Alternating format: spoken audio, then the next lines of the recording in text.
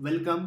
हम आज बात करने वाले हैं कि स्टॉक मार्केट में अगर आप इन्वेस्ट कर रहे हैं और इन्वेस्ट करने के बाद अगर आप लॉस में हैं तो आप कुछ तो गलती कर रहे हैं, क्योंकि हम कहते हैं it is impossible to lose money in stock market.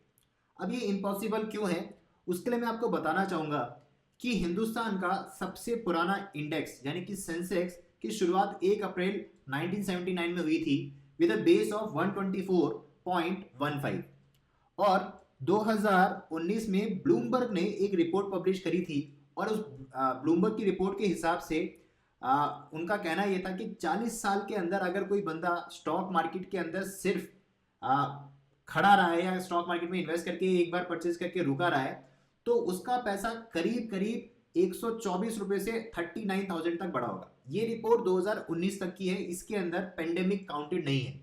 But हमने अपने रिसर्च पर्पस के बाद पेंडेमिक भी काउंट करने के बाद निकाला कि अगर कोई स्टॉक मार्केट में 43 ईयर्स तक भी टिका रहता तो उसका रिटर्न क्या आता। तो समझिए, अगर आज से 40-43 साल पहले जब स्टॉक मार्केट इंडिया के अंदर बना था, बॉम्बे स्टॉक एक्सचेंज आया था और सेंसेक्स आया था, उस टाइम पे भी आपने सिर्फ सेंसेक्स परचेज करा होता, सेंसेक्स की टॉप 30 कंपनीज परचेज करी होती और सिर्फ मार्केट को होल्ड किया गया होता और कभी कोई इन्वेस्टमेंट भी नहीं करी होती दोबारा और ना ही कभी सेल करा गया होता, तो भी आप मार्केट के अंदर इतना अच्छा रिटर्न कमा सकते थे, जो कि फिनोमिनल है। तो समझिए, 40 साल के अंदर स्टॉक मार्केट 124 से 39,000 गया 40 साल के अंदर, और 43 ईयर के अंदर अगर आप आज की डेट में सेंसेक्स ट्रैक करें तो आज की डेट में सेंसेक्स 56,000 है।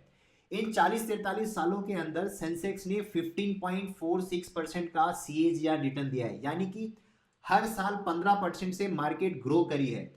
हर साल आपने जो पैसा लगाया था वो 15% से ग्रो करा होता। तो समझिए, स्टॉक मार्केट के अंदर जो प्रभु हैं, जो भगवान है वॉरेन बफेट, उनका CAGR रिटर्न 20% का है। और अगर सिर्फ मार्केट में खड़े रहने के लिए आपको 15% मिल रहा है तो ये तो बहुत ही अच्छा रिटर्न है। मतलब आप भगवान को तो बीट करने का मत सोचिए, फिलहाल आप सोचिए कि आप क्या ले सकते हैं। तो 15% सिर्फ मार्केट में खड़े रहने को आपको मिल रहा है, जिसके अंदर आपको कुछ नहीं करना।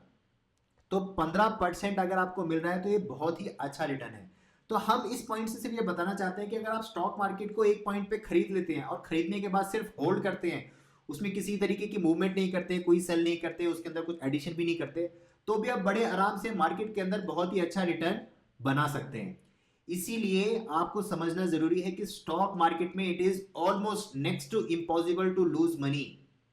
सिर्फ यही नहीं, आप एक चीज और ध्यान में रखिए कि अगर आप पिछले 3-4 सालों के अंदर भी स्टॉक मार्केट में नए इन्वेस्टर बन के आए हैं तो आप समझिए कि पेंडेमिक के टाइम पे भी स्टॉक मार्केट सिर्फ 30% से या 40% से करेक्ट हुआ था, मार्केट जीरो नहीं हुआ था।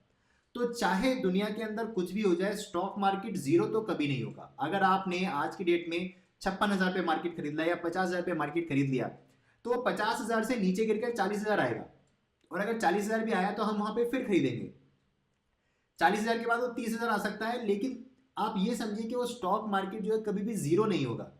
लेकिन अगर अपसाइड देखें, अपसाइड के अंदर 56,000 किस तरीके पे मार्क था, 60,000 मार्क होगा, 70,000 मार्क होगा, 80,000 मार्क होगा, 1 लाख मार्क होगा।